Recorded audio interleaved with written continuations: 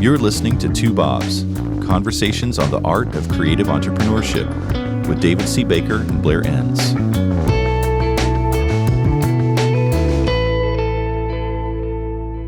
So Blair, today it's my turn to interview you. Before we talk about the topic, I love these recording sessions. It's taken me 4 years, but now I really look forward to it. What do you mean it's taken you 4 years? No, not really. No, but I just love touching base with you because we kind of just compare what's happening in our lives. But it just forces me to spend time with a topic. If it's one that you suggested and I'm interviewing you, I love looking through the notes and poking and prodding and adding things.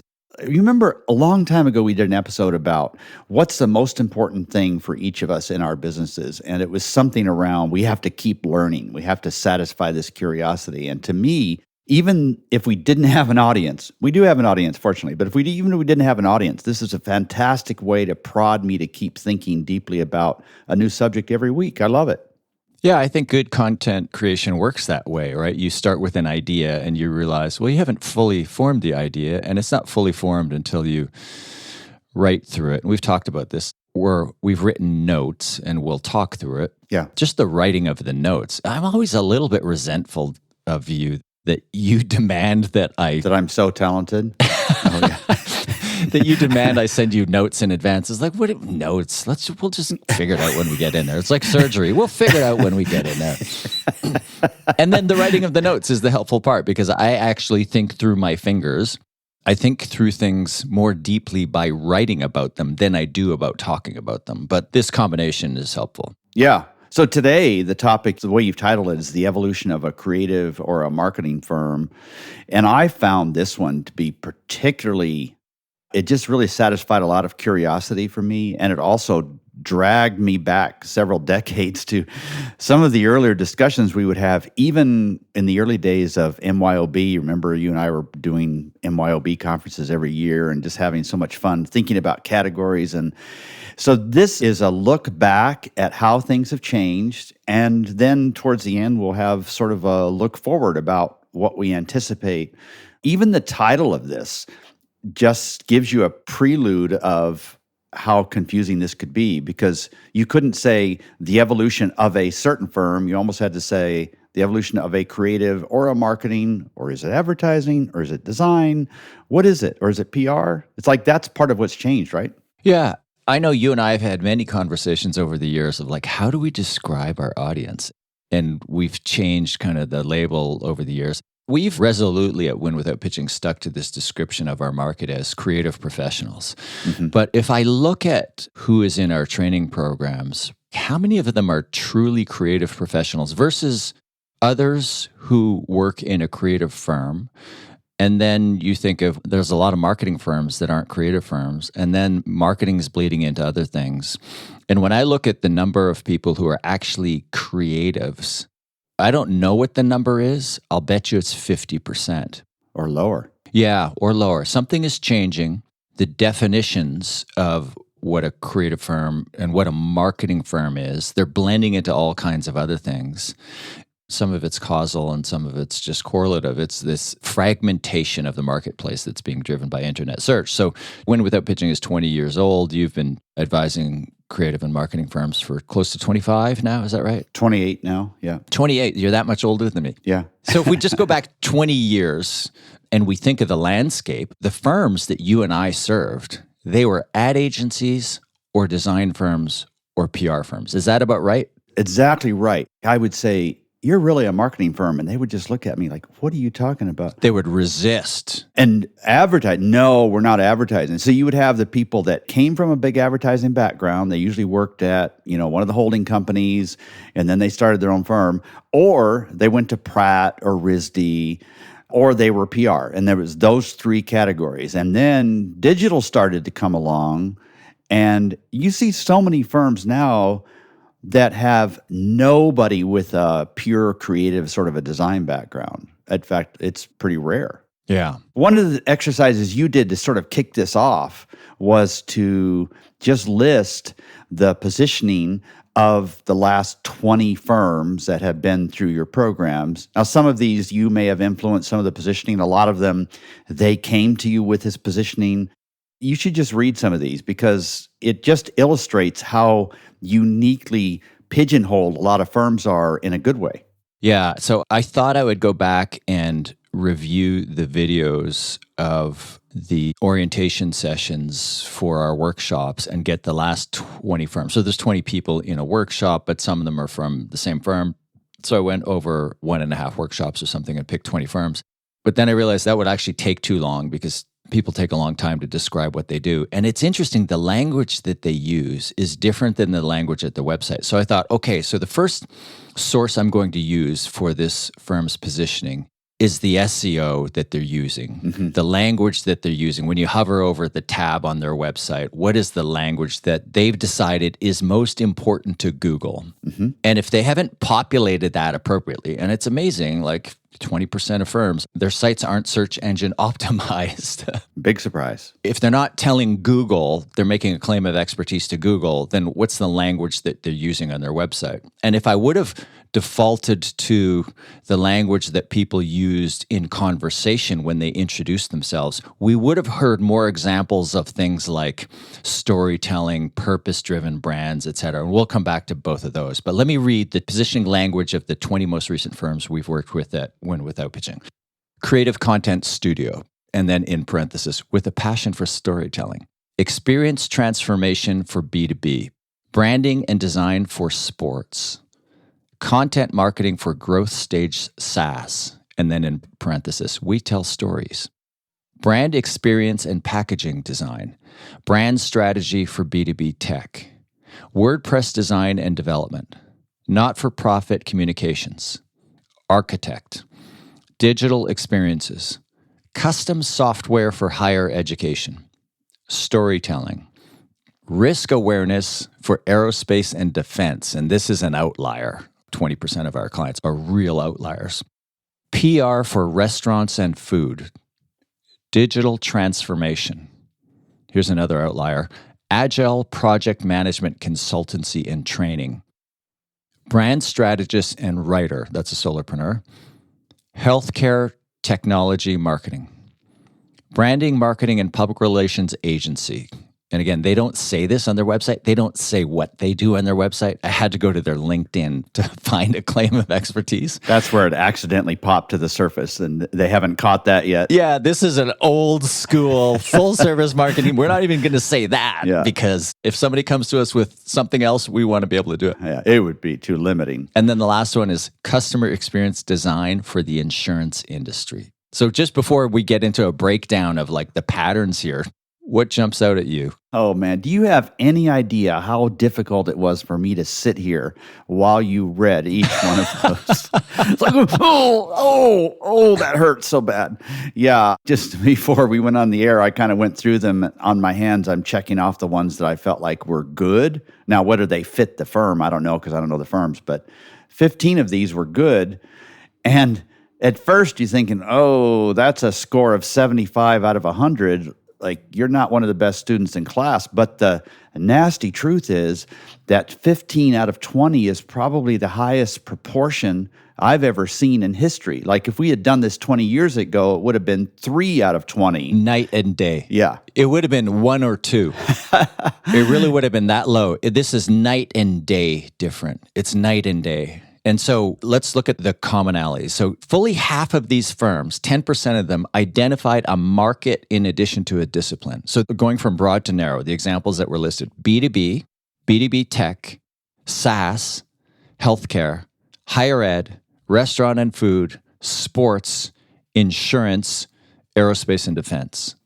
20 years ago, nobody would have mentioned a market. They would have basically said broadest discipline, advertising, and wouldn't have said advertising for whom. It would have been advertising for whoever needs advertising. Yeah. Graphic design for whoever needs graphic design. So people are getting tight about not only what they do, but for whom they do it. 5 mentions of brand or branding. 4 mentions of experience or experiences. 3 mentions of storytelling. And again, if I would have pulled from the videos of people introducing themselves, there would have been more mentions of storytelling. 3 mentions of design as either a noun or a verb. 3 mentions of marketing. 2 mentions of PR or public relations, 2 mentions of content, 2 mentions of the word transformation, 0 mentions of the word advertising. Yeah. So why? Partly self-selection?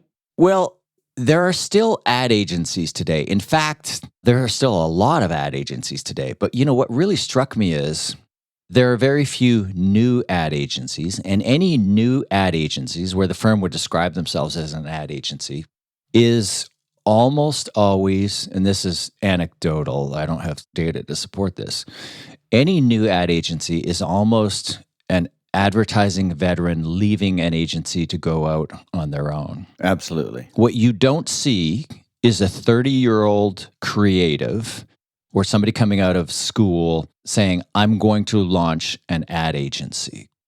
It's a creative studio, it's a content studio, it's an AR, VR thing, it's something else, but it's not an ad agency.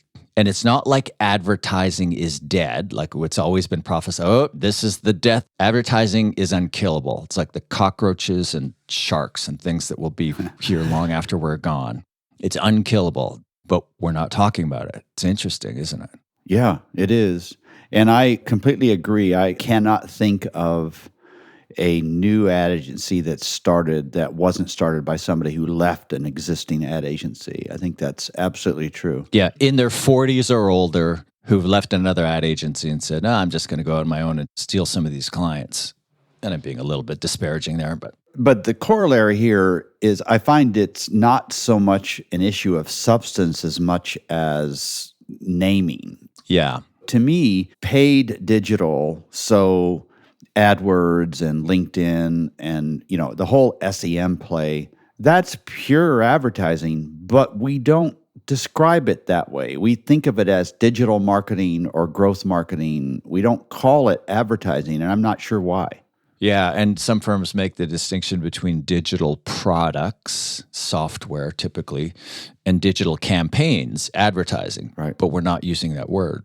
Yeah. Other than the observations that we've just made, I don't really have a strong opinion on whether or not this is a good thing or a bad thing. It's just a thing. And I tend to think if everybody is vacating a space, isn't that an invitation to occupy that space?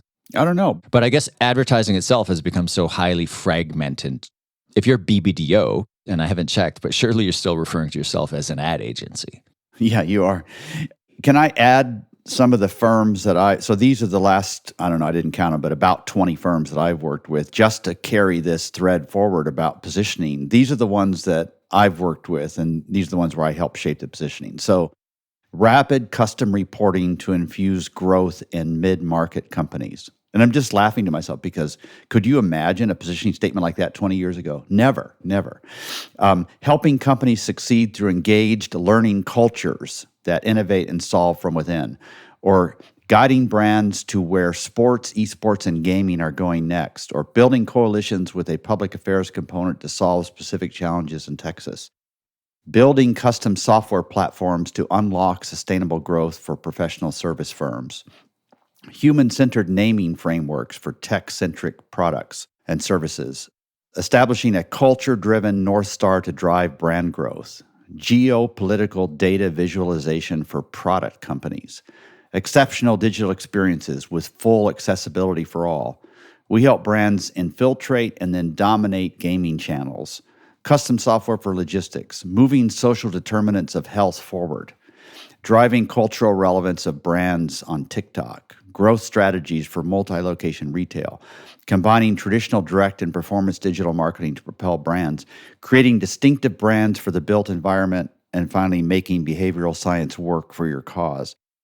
We've taken a lot of time, you and I both, to read 40 of these, but I think our listeners are always interested in the exact articulation of a particular positioning, and here we're using it to describe how much more specific firms are in this space. And I love this trend, and I find all of these different articulations really fascinating. You're listening to Two Bobs, conversations on the art of creative entrepreneurship. Your hosts are David C. Baker, author, speaker, and advisor to owners of expert firms, and Blair Enns of Win Without Pitching, the sales training and coaching program for creative entrepreneurs. For more information, go to twobobs.com. If you find this podcast helpful, please help us by telling a friend and rating us on iTunes. Thank you. Now back to David and Blair. I kind of feel like if we could go back to David and Blair 20 years ago running their prospective businesses, and if like future us would show up and say, hey, 20 years from now, this is what firms are going to be saying about themselves. A, we wouldn't understand most of this. Yeah, we get laughed off the platform. Yeah. Human-centered naming. But B, we would have said hallelujah. Oh, yeah. I don't think even then we could have comprehended the pace of specialism. No, right. And there have been other people that have been beating this drum too, Tim Williams for years and so on. Yeah. But are you and I and the other half dozen people that are experts in this field, are we the ones that have moved this, or is it something else? What's caused all this? Is it we're really influential, or tell me it's something else? Well, it's mostly me. It's more me than you. I knew that was coming. I was like a perfect set. No. This was inevitable. I remember reading Darwin's Origin of the Species. In the edition I have, there's only one diagram. And when you look at it, you go, oh my, that's how brands fragment too. You get this specialization through iteration, effectively trial and error, genetic mutation, et cetera. And some lines just end. They just keep branching, and some die out because those genes aren't adapted to the environment, et cetera. So the other ones go on. And I looked at that and I thought, that is brands. And so I don't like to refer to agencies as brands, but it's also the fragmentation of a category of businesses. Mm-hmm. There is a tendency to fragmentation over time, particularly when you are selling services, because internet search came along. It was pretty new about the time I started Win Without Pitching 20 years ago.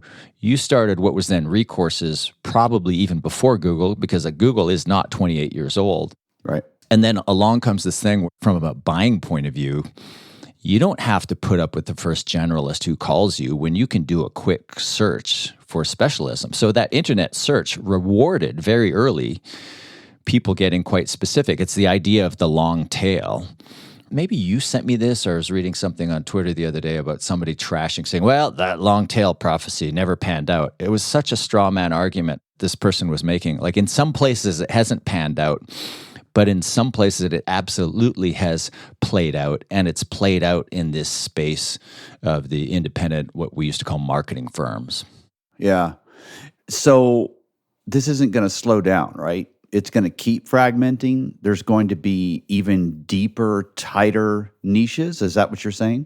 Yeah, you know what's really interesting is you get this fragmentation of both the discipline, so what firms do, and the market, who they do it for. Right. And then you get this recombination of the fragments. They combine together. And when you start to think about the infinite possibilities as things fragment, and some become irrelevant over time, but you have an increasing number of fragments, and then they're recombining, just the mathematical possibilities of recombining these fragments, it's virtually infinite. You go back and read some of those descriptions. Like, let me just pick one from your list, which I love this list. Geopolitical data visualization for product companies. Like, data visualization has only been a thing for less than a decade, 5-6 years maybe. Yeah.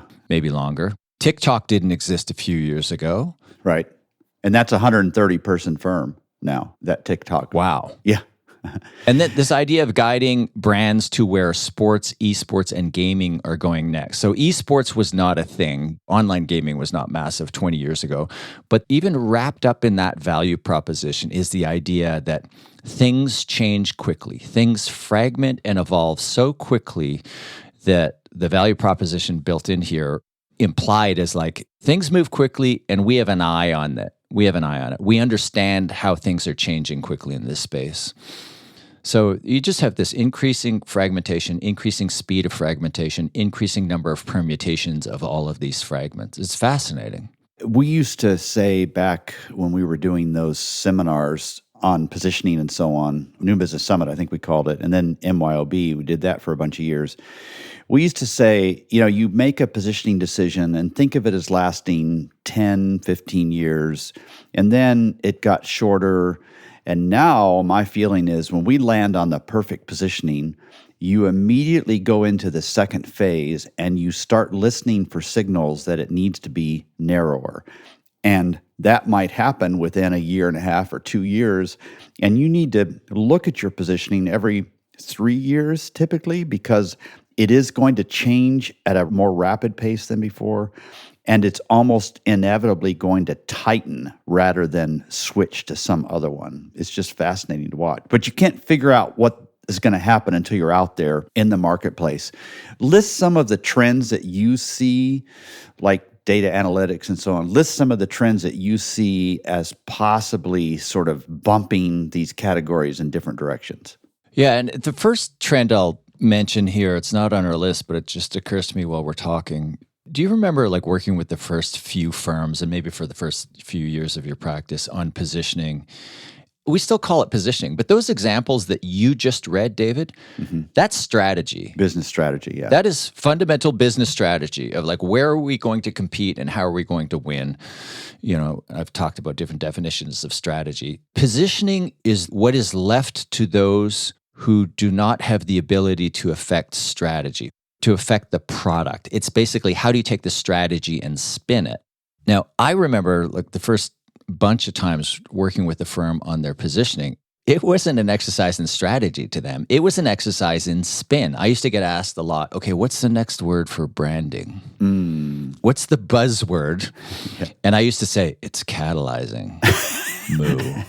That was a bad prediction. I don't know if I should mention that publicly. But it was like, that's the wrong question. What's the language we use to sound different to the market, but we don't actually have to change what it is that we do? I fought that battle, I imagine you did too, for the better part of a decade, where it's like, no, this is an exercise in actually creating a different business, like narrowing, deciding we're just going to do this for these people. And those descriptions of the positionings that you help your client come up with, these are all strategies. These are exercises in sacrifice. We're going to do these things for these people. We're not going to do these other things, or at least we're not going to chase these other things. Yeah. Because as you've said 100 times, positioning is about the work that you pursue and not the work that you take. So these are firms that have said, we're going to stand for this. We're going to pursue this, et cetera. So the first trend is, it used to be, how do we spin a narrower story without actually getting more narrow?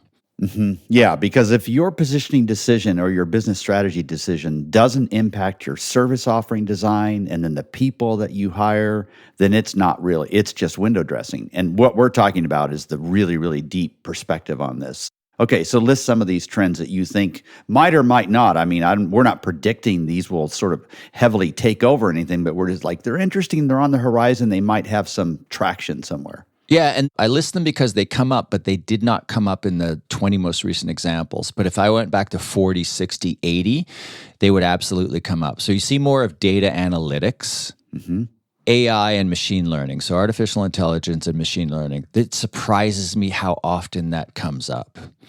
What used to be referred to IoT and now people tend to call connected devices, you still hear IoT a bit, but that whole 5G, everything's got a sensor, everything's online, everything's connected. That is a space that is growing too. And then I'm seeing a lot of what I call XR, AR, VR, multiverse stuff, but none of that came up in the description of the 20 most recent firms that we've worked with. And then one that I've only heard a couple times and people putting their toes into, this space is being tested right now by the crash of crypto. It's what I'm loosely calling like finance and trust. You can say blockchain, crypto, DeFi, et cetera, but it's like that kind of money layer and trust layer of the internet. Once all the fad stuff shakes out and there's real technology and real outcomes that are approaching mainstream, that's going to be a thing. So I don't know what to call it because I think each of these labels seems to, like everything these days, as soon as you put a name on something, it just becomes loaded with negative meaning. So I don't know if it's blockchain, crypto, DeFi, or whatever. I'm just calling it like the future of finance and trust on the internet. I've got a firm in South Africa that just got acquired that's focused in there. And then I have a firm in the U.S. I've worked with called KRIT, K-R-I-T, that's also in that space. I think there is something to it for sure. Do we dare dive into storytelling, or is that rant-inducing?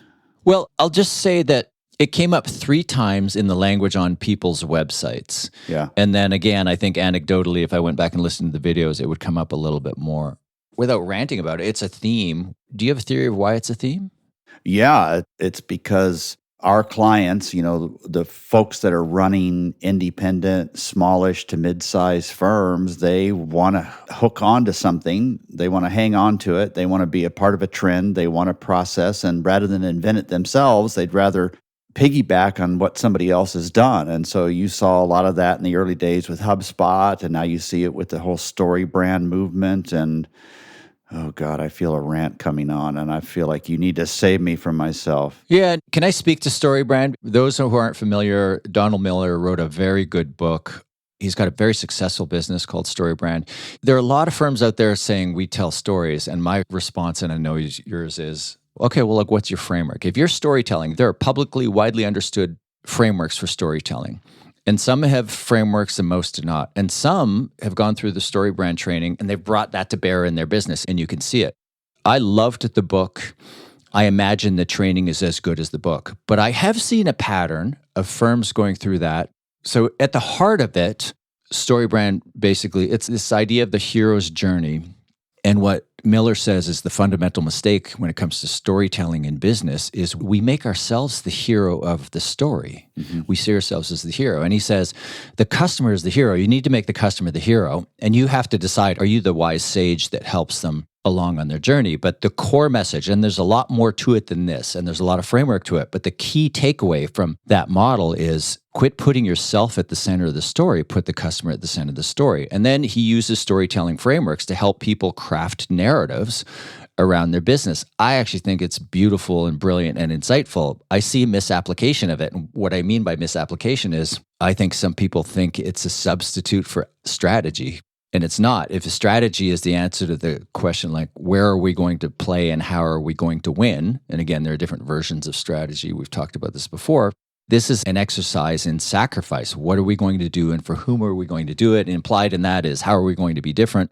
Once you've made those difficult decisions, then I think that StoryBrand framework is actually quite brilliant for how you communicate to your audience and how you make them the hero of the story. I think storytelling is just big for reasons beyond StoryBrand, as successful as they have been. I think, when it comes to telling your own story, some of these frameworks are really helpful. But I think largely agencies using storytelling is just the buzzword of the day. Yeah, I do too. And I think it's fantastic as a helpful framework, but it is not a differentiator. It just helps you do your craft better, but do it like hundreds, maybe even thousands of other firms are doing it. And so I'm a big advocate of the training, but you see it as one tool, but I would not talk about it on your website. I would definitely not pursue the certifications. It doesn't make me angry. It just makes me so disappointed because here again, we jump on a fad, we get some certification, we think this is going to help us. It's like, develop those tools. That stuff is fantastic, but don't think it substitutes for the hard work of positioning your firm.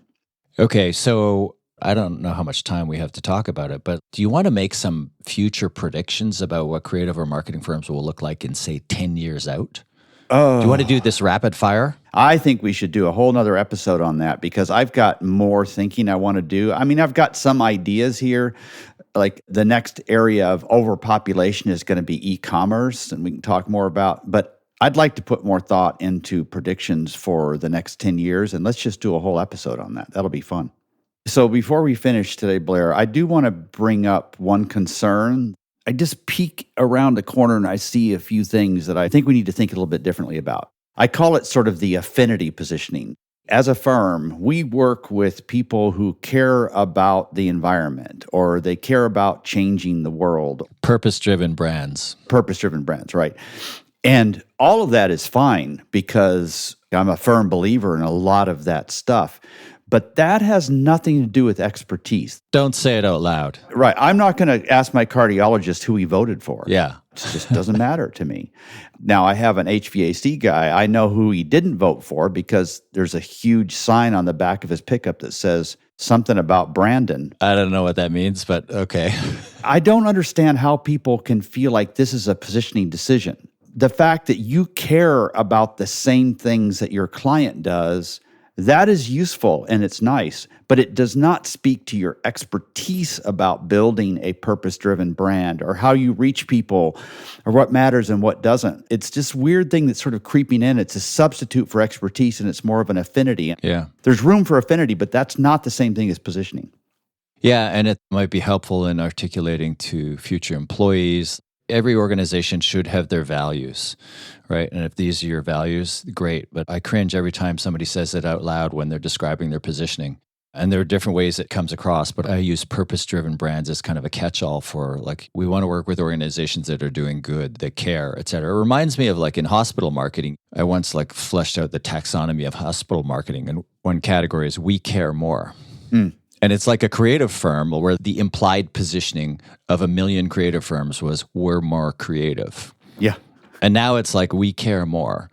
I think the sum total of times that a firm was ever hired because of their declaration of purpose is maybe not zero, but it's really low. Yeah. And to your point, I would just echo, it's really important to understand what your values are and to have them. But to put them forward like people are going to hire you for that reason or like it's a point of difference, it just absolutely is not. Yeah. It might help with recruiting, but not so much new business. We don't want to rain on people's values or good intentions here. Just don't confuse that for like a valuable positioning language. It's not. So wrapping this up with a bow here, the message is that positioning as a construct has changed really quickly in the last 2 decades, and it's probably going to change even more. And that's good. You can't just go to an offset printer and print a business card and use it for the next 10 years. You might need to revisit this more frequently. Yeah, before we wrap up, there's one key point I wanted to make that we just completely forgot about, which is, to me, in the end, it's like, it's all professional services now. It all is. Some other more historical professional services have elements of creative and marketing or fragments are sneaking into some of those business models too. It's just all professional services. Now, Win Without Pitching, we will continue to describe our audience as creative professionals and creative firms, but knowing that as more time goes by, fewer of these individuals are creative and fewer of these firms are kind of purely creative firms. They are more professional firms with some element of design or other aspects of creativity embedded in them. Yeah, that's a great way to end it. Thank you, Blair. Thanks, David. Thank you for listening to Two Bobs with David C. Baker and Blair Enns. Subscribe and learn more at twobobs.com. That's the number 2, BOBS.com.